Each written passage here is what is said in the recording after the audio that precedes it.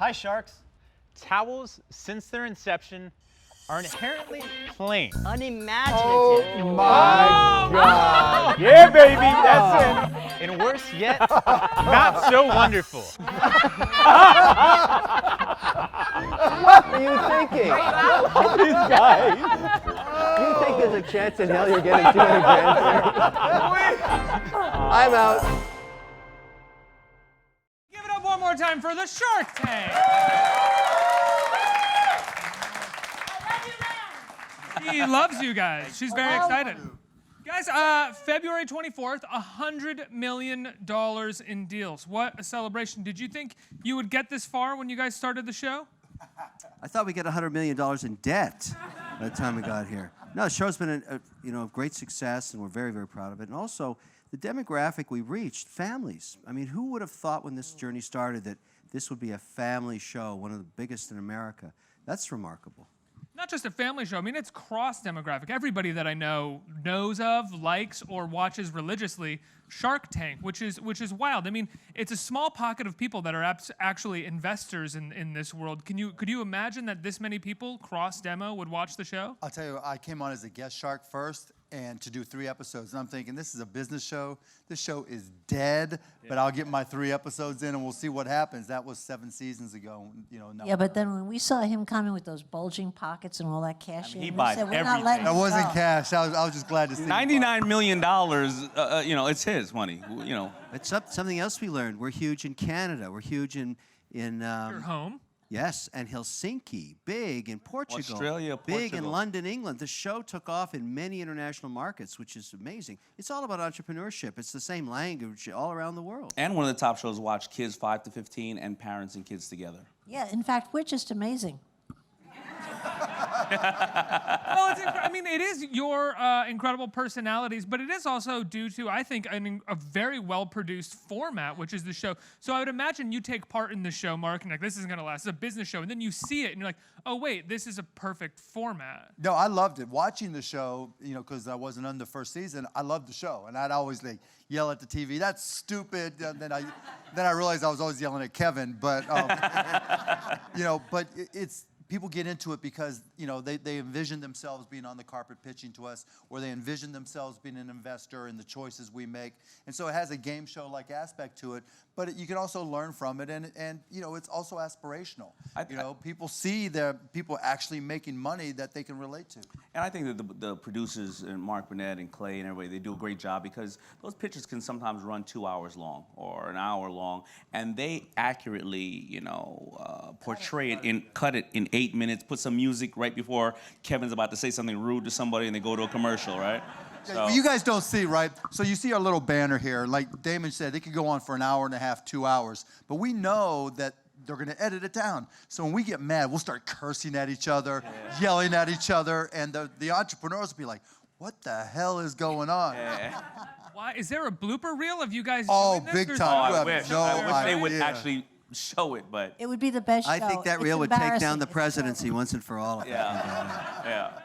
I have to ask, so much of the show, obviously you're investors and you want to make smart decisions, but the show is entertainment and it's TV. Have any of you ever made an investment decision or invested in something simply because you knew it would be entertaining in I've that done moment? it. Yes, few every times. single one of us has done it. Oh, hell yeah. Of course. Because we know that the platform is reaching tens of millions of people. So you've got a consumer good product, you've got the consumers out there, you've got the sharks, investors, and you've got great Robert was licking a cat.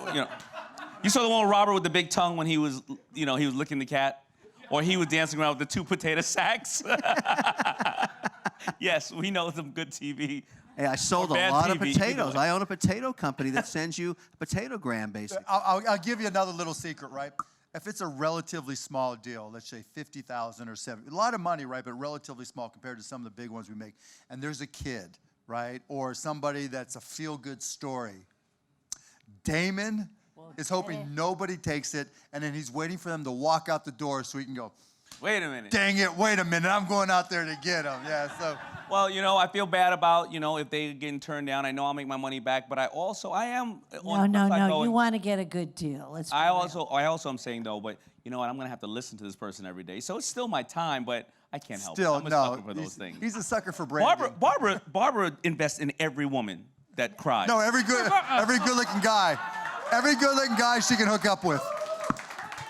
Just for the record, I've invested in some women, never any that cry. Why would I want a crybaby as a partner? Yes, you have. No, and she says that too. to her But I credit. invest No, in Barbara has no every filter, so good-looking she'll guy. say- No doubt about it. Barbara has no filter, so she'll say, well, you have gingivitis, but I'm going to No. Barb, see, here's another part that gets the Cousin's Lobster guy, any good-looking guy, she'll be like, I'm not quite sure. Can you turn around?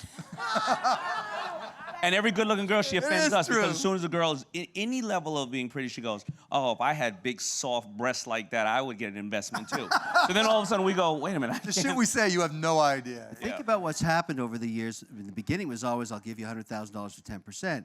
And then it got into royalty deals. Then it got into debt. Then convertible debentures. Then preference shares. All these things started happening. America was learning. It got more complex, more interesting. I had an 11-year-old girl come running up to me at San Francisco airport and say, are you Mr. Wonderful on Shark Tank? And I said, yeah. She said, you should have done a convertible debenture up 20% on the show last night. I said, how would you even know what that is? I watched the show and I don't know. I don't need. So He doesn't the either. mother said that she's already doing college-level physics, and she's a phenom, a math phenom. But she didn't know anything about convert. She just went online and learned about it. That's very cool that somebody would be interested in the entrepreneurship and the actual structure of financial deals. We're all learning on Shark Tank. That's why the show just keeps going. Now, I'd imagine as investors, all of you have sort of money managers or people that work for you that help you sort of manage your money. Do they watch the show sometimes when you're on it and just go, no, don't do it? Like, Many of them are behind the monitors on the set. And we all have people that take care of our deals. So when they see me going in on a deal, I know he's going, no, do it, though, because they're going to have to deal with the person later. find the Or they're a little bit crazy, right? So well, here's the process, right? So they come on, they pitch, we ask her questions, they edit it down. But when we agree to a deal, the first thing they have to do, they have to go and talk to the psychologist on the show, right? Because Whether we agree or we don't agree, too. Whether they yeah, cry whether agree or whether don't they're agree, happy. right? Just because they have to make sure we haven't scarred them for life. And then if they got a deal from, one guy fainted. You didn't get. Did they show? Did they hear that? You know that feat when you're in a drum, troupe or whatever, and you're on the field and you lock your knees for more than 20 minutes, you pass out. This guy locked his knees on the set in the middle of a deal, and all of a sudden, Bam! and then, boom! And I thought, ooh, bad deal. Yeah, bad deal. But some people who get a deal also, a woman will go, I just got a deal with Mark Cuban, I'm a millionaire, I'm going to go and poison my husband right now. So they have to talk to the shrink right after. No, it's crazy.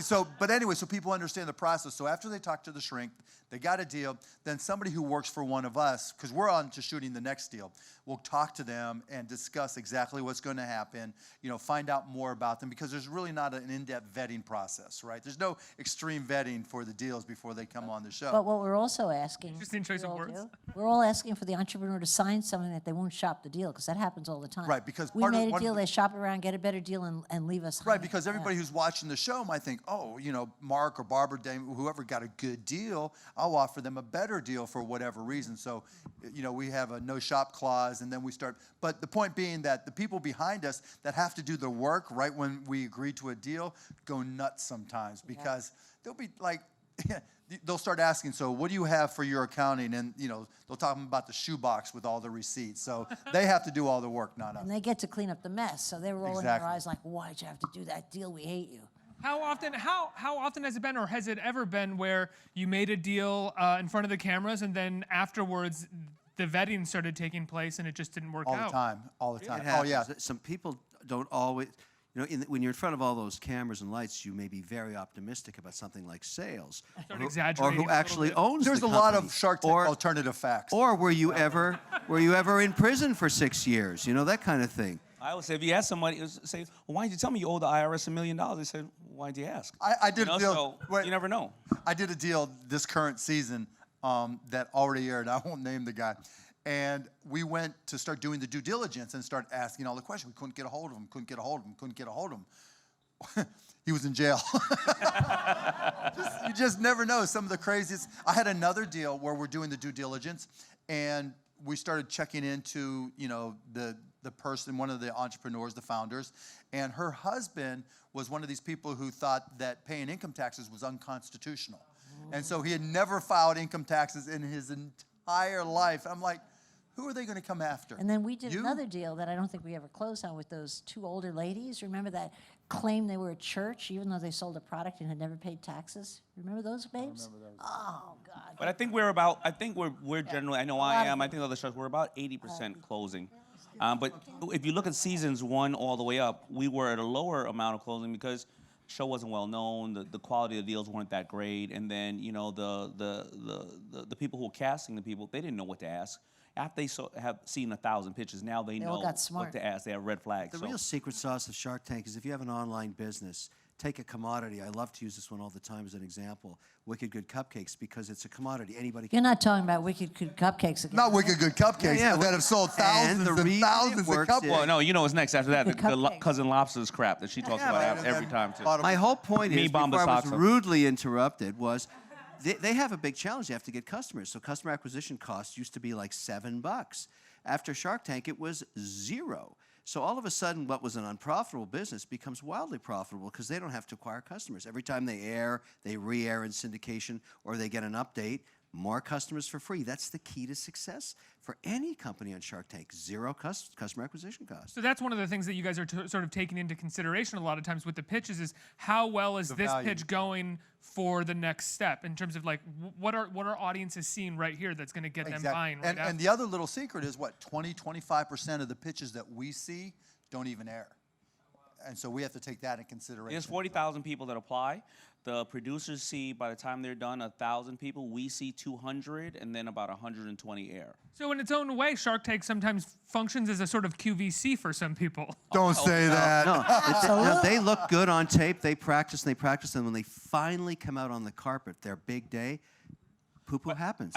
I think what everybody can learn from this is if you look at Shark Tank Season 1, there wasn't a really big social media conversion and things of that nature. Now, with retail closing, a lot of things being questioned, and technology being so much better, you don't need retail stores anymore. And you can really grow your business, sell direct to your customer. And Shark Tank is really something that has shown people how they can be in charge of their own destiny at this time. Which is really, from a Silicon Valley perspective, Shark Tank is the ultimate growth hack.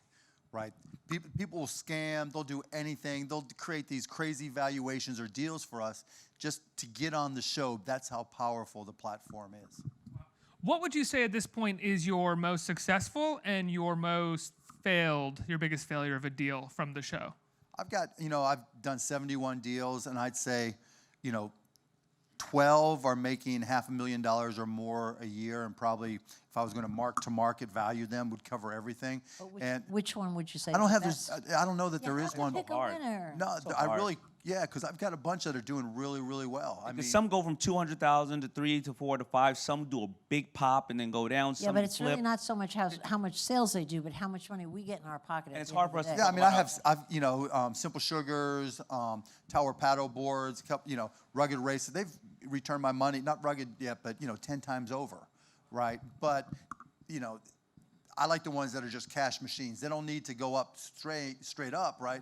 But if they're paying me, if I invested $250,000 and they're paying me $100,000 a year, $200,000, that's a great deal. Is there a sense that when something becomes a sort of quick success and isn't just a cash machine, but it's like it just goes straight up, that it's most likely going to come There down? is rather one than- like Particularly if that. it's a Always. retail There was product. one called Groove Book that had only 30,000 subscribers to it.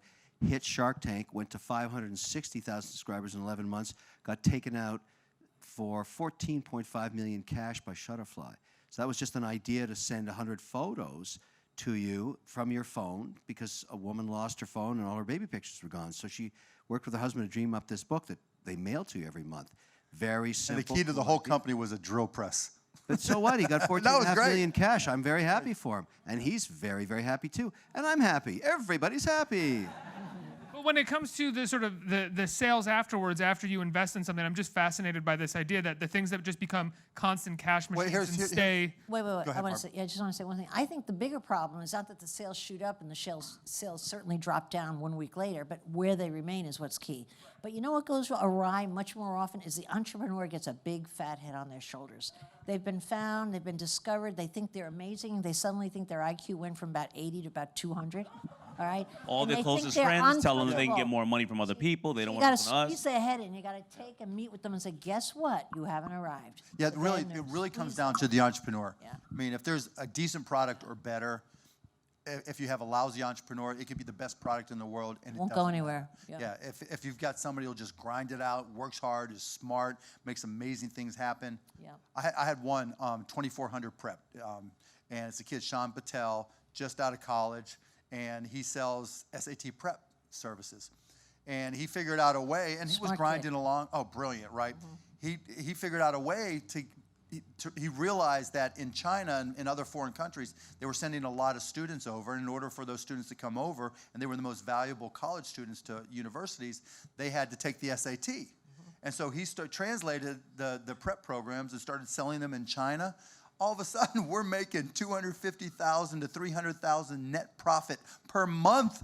And he's 22 years old, and he's just killing it because he's smart and he works hard. But and what's he the keeps end on. of that? Did he continue? 'Cause I never No, heard I told him, shut him down, because I said, shut that customer down because he's not paying enough. And so it went from $25 per license in China. Now we're up to $50 per license. And so, And he's going out of business because of your advice? no, now we're killing it even more. And we're writing books about it. Okay. One of my favorite recent investments was one of yours, Mark, which was bug chips. Recently, cricket chips. Chirps. Excuse me, sorry. Yeah. Can I just? CHIRPS. Really Chirps. underselling your thing by calling it bug chips. Your bug chips, right? Sorry, but did you eat the chips? Did you guys try? I love the chips. Yeah, I mean, the whole Crickets. crickets, yeah. It was the protein bars, right? No, that was Chapul. That was another one. So You bought that one too? Yeah. You So Both I crickets? told you he's bought all the deals. I take credit for half of them, but he's bought all the deals. no, but so Chapul is the whole idea is sustainable protein, right? So you can raise crickets, believe it or not, in a clean environment and create cricket powder, cricket bars, cricket chips, and it's just a question of how they taste and making sure they don't leave little legs in your teeth. The cricket community is not happy with Mark Cuban. Yeah. I can tell you that. Yeah, Jiminy and I are not friends anymore. We used to be close, but Jiminy Cricket and I are kind of broke on our. I still say it's Just a a crazy fact to know when you think about a global product. In China and certain Asian countries, crickets are considered spiritual creatures, and the way they're killed is very bad karma. So they're actually, in these processes, they're frozen. They're put in a refrigerator and they slowly die from basically just freezing to death.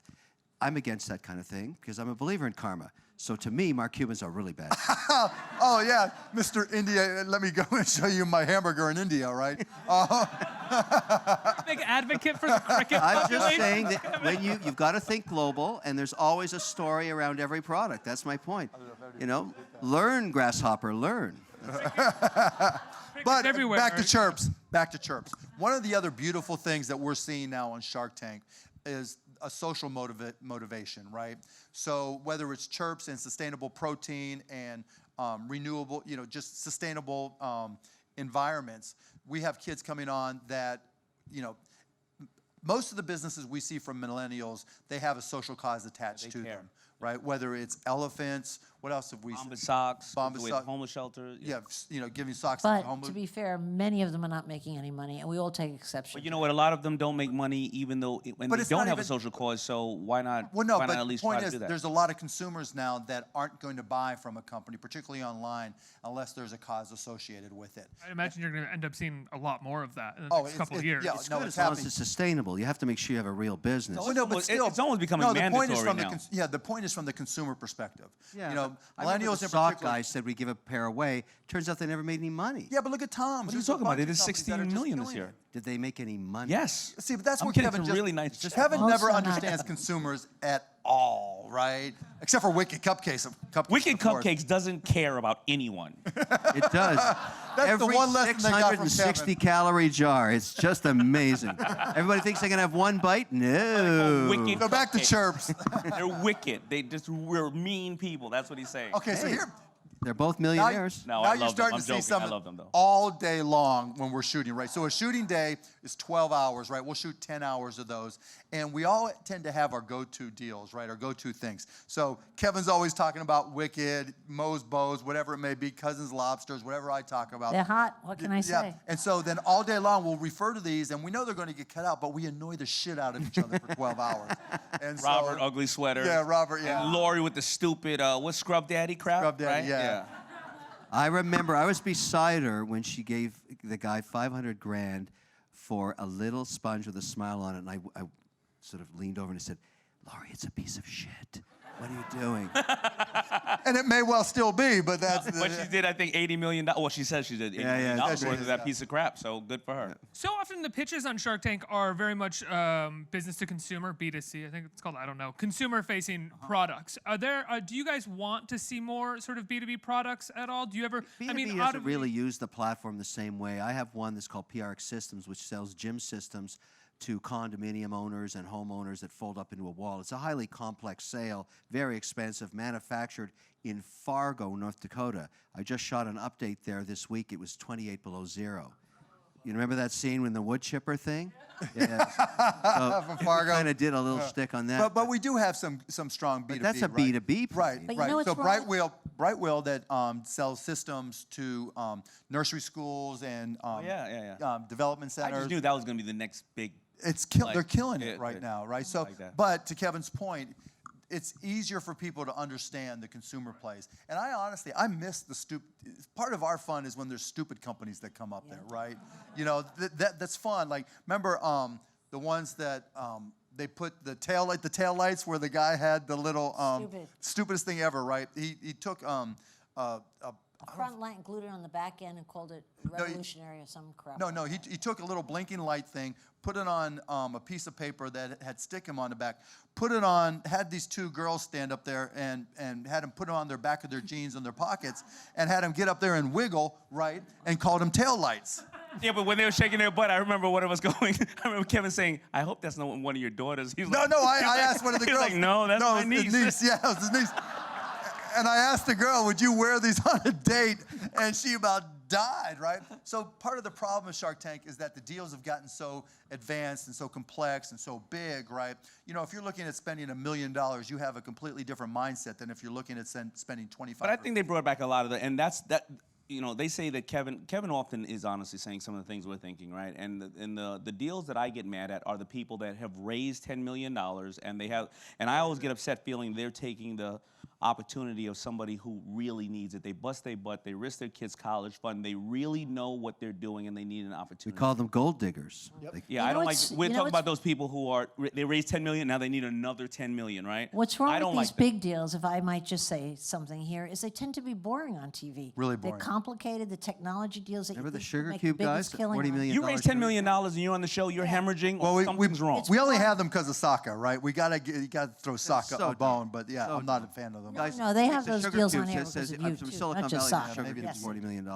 I thought that was so insane. It was Which? a Sugar Cube. Which Remember one? the Sugar Cubes? Yeah. Oh, yeah. For $40 million bucks, Sugar Cube for $40 million valuation. Yeah, the soil. I've seen everything. Sugar, now. yeah, it was crazy. Yeah. But we also have the wacky ones that make great TV. love the Remember wacky that we ones. had a dentist who swore his toothpaste put you to sleep. We had the fat lady. No, you hear them all. The fat lady who claimed her lipstick would make you lose weight. The We had wacky person with the engineer. tongue that you lick the cat? Lick the We had cat. the The guy one with that had the tooth poking pullback, up. the automatic facelift that you put inside your hair clips, right? The one with the bingo wings, the thing around the Can I bingo tell you, wings. that's Oh, the most fun. bingo wings! Bingo. You know what bingo wings are, right? You know I forgot. What was that? Is that the kind of stuff that you What? guys invest Bingo like wings? $20,000 or $50,000? Daymond was hot just for the so bingo you can wings. see them once a year and get a That's good the kind laugh? of stuff Like, that keep makes them on great their way. TV. No, That's you all don't that bingo is. wings, Yeah, you don't 25, invest- bingo in your arm. Here's $25,000. Just keep this guy around. No, and then my favorite are the scams, right? Like the Yeah. SO balancing watch and all that. Oh, you start cursing them out immediately. If you come in, or the one that, what was the Zapper one? Bugs? No, with the guy to change your habits. Keep. Oh, that's crazy. Oh, yeah. Buzz- The one that you said, get buzz- the hell out of An here. electric shock What Then watch. you Or a go watch cigarette it that shock buzzes you. And Damon's like, I like it. dude, you wanted 750 grand. I'll walk around with a rubber band and smack your ass. Let's open it up to the audience for questions. Who has questions? Right here. Or you don't have a microphone. Sorry, who has a microphone? I have it. Oh, right there. First off, thank you everyone for joining us, Mr. Wonderful, Daymond, Barbara, and Mark. You guys should actually think about doing stand-up because you guys are hilarious. This has been amazing. We wouldn't get a Have their second own- episode. They already have a show. Usually it goes stand-up, then a show, not back to stand-up. I'm You a know, former, actually, think of the problem we're going to have now that marijuana is recreational in California, and we go shoot that again this year. Yeah, 'cause I'm going to be like,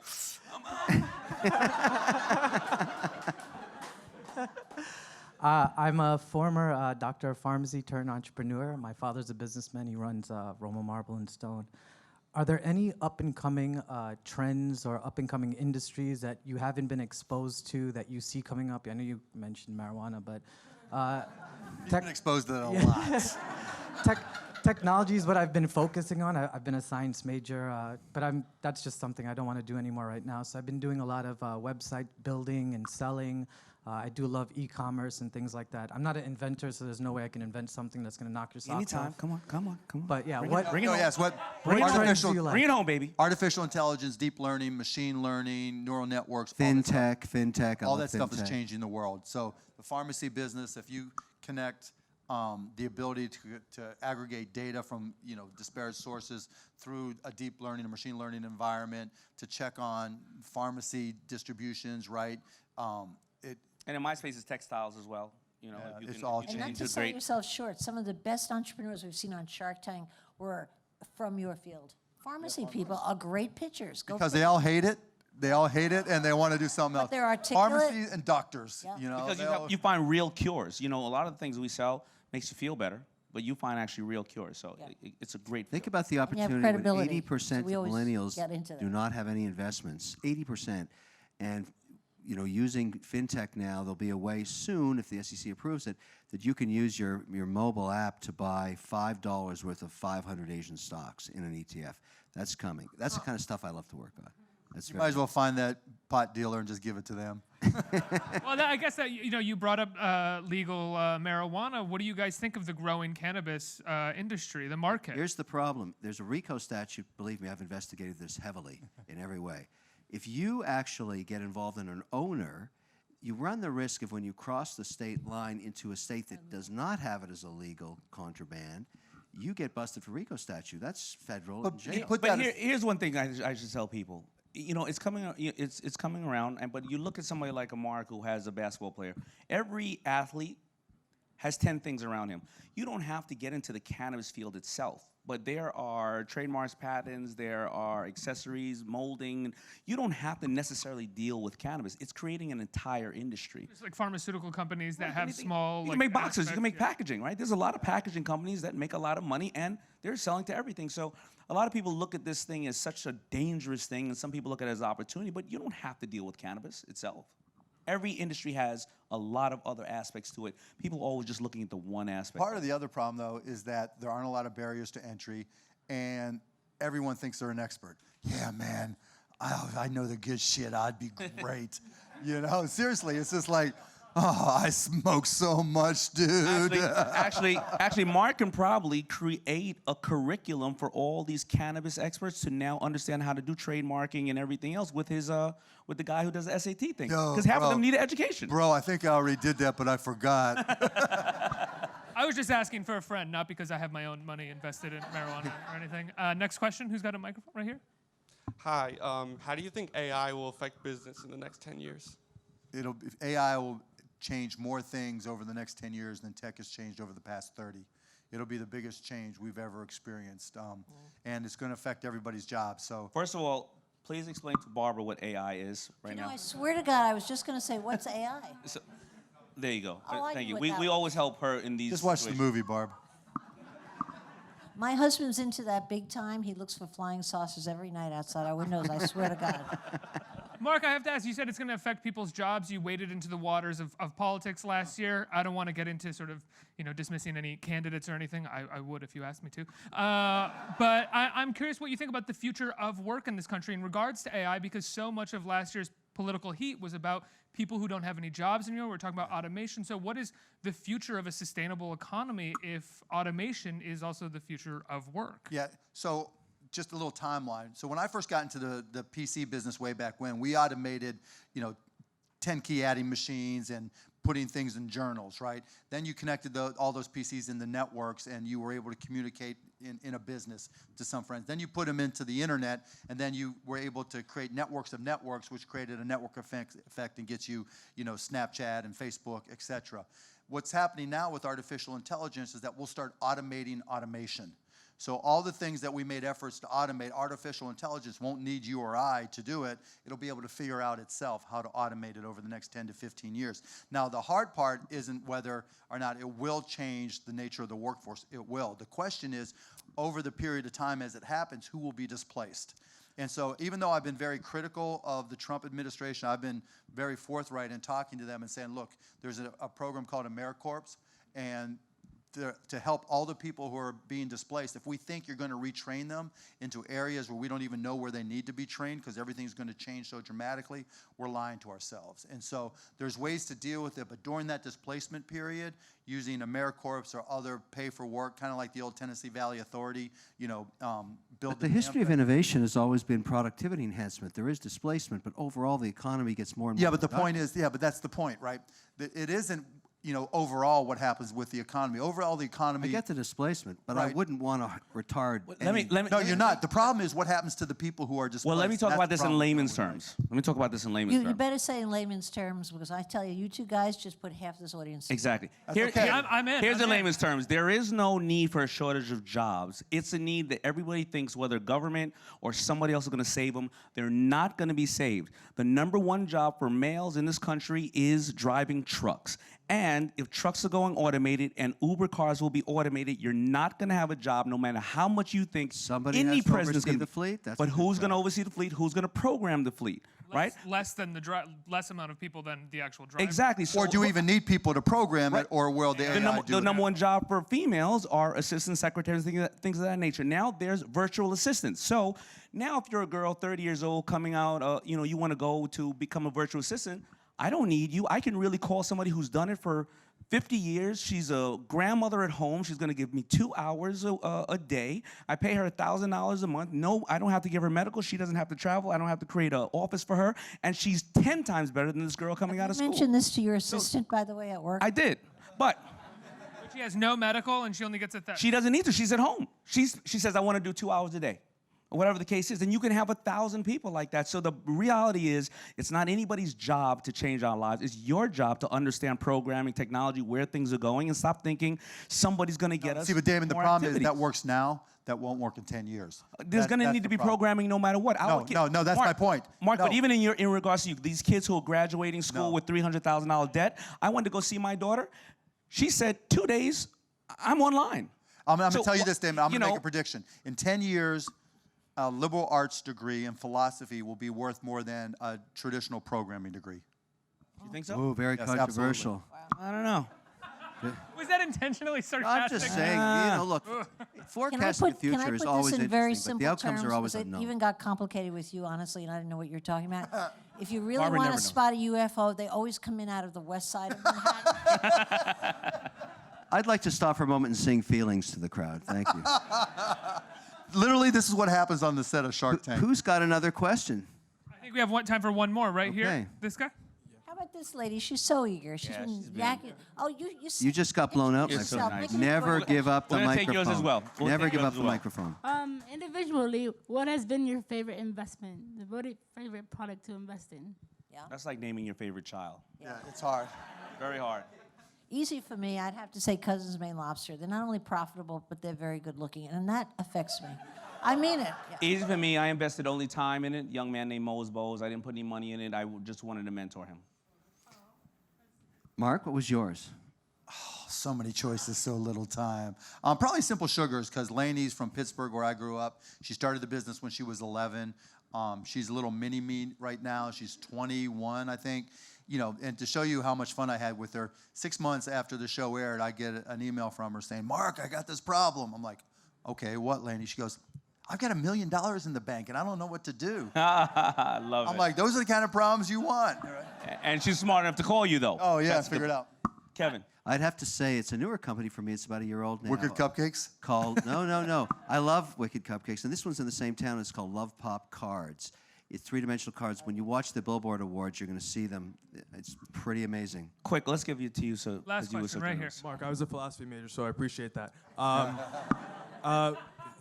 Gonna try and make this Finally, not a someone loaded told question. you you're going to be worth money. Yeah. You got to wait 10 years, but, So I graduated college in May. I started a company. And I recently just worked with Gary Vee, who I saw you were with yesterday, and I see you guys share a whole bunch of inspirational quotes. My product's related to that. I want to know what's the best way to, like, now that I worked with someone of his stature, what's the best way to leverage that and use that credibility to connect with more influencers like yourself? And Do something that gets results. We follow results, right? Everybody's got ideas, everybody's got dreams, and those are great, you know, but to get through our veneer, you've got to show us something that really makes you stand out. Over-provide. Give that guy a reason to brag on you. Yeah. That's what gets you the next Over-provide. good guy like that. Out-hustle him, over-provide, be the rock star there. Hopefully he'll either say, you're so good, we need to be a partner, or he's going to say, you're so good that when you go out there, I'm going to support you. Over-provide. You know what goes wrong Maybe with being a mentoring? philosophy major is going to be very valuable because there's no barrier to entry with social media today to bring an idea forward online. It's turning out that if you have a better way to communicate with people in a shorter period of time, that gives you a new power you've never had before. So you look at some of the successes in customer acquisition using all the platforms that are available. I think you need a little liberal arts in there to make that work. So it's a full circle from the tech dudes back to the artists. I think that's cool. I wanted to make a comment. All of us are asked constantly, could you mentor me? Could you just help me out? One meeting, one lunch. We don't want to see anybody. We're so busy, okay? But the truth of the matter is the real key to mentoring and getting people on your side is doing something for them, whereas most people are coming asking, what could you do for me? You got to walk in the shoes of that investor or that person you're trying to buddy up, okay? And just think to yourself, how could I help his business or her business? What could I do for them? How could I do it for free? How could I do it? That's how you make friends in business. That's how you start circles of supporters for your business versus asking. Or just do something for them. Yeah, Just email do something. typically is going to get to us. Not going to be, yeah, but be creative. You can get through to anyone. Yeah, if with you're an email, creative. you've got one sentence. Yeah. Literally, best. I get 1,000 emails a day, and I will look at them. But if I see the first sentence is "I have an idea," delete. Yeah. It's true. It's right. I never thought of that. I don't know anybody who doesn't have an idea. It's like someone trying to talk to you about their dreams. You're like, oh, come on, I don't want to. I have a dream. Yeah, we have our own. Guys, Shark Tank, $100 million in deals, February 24th, and the show airs every Friday on ABC. Congratulations for the great 8 years that you've had. $100 million. Thank you so much. Thank you, thank you. Thank you. Arriba!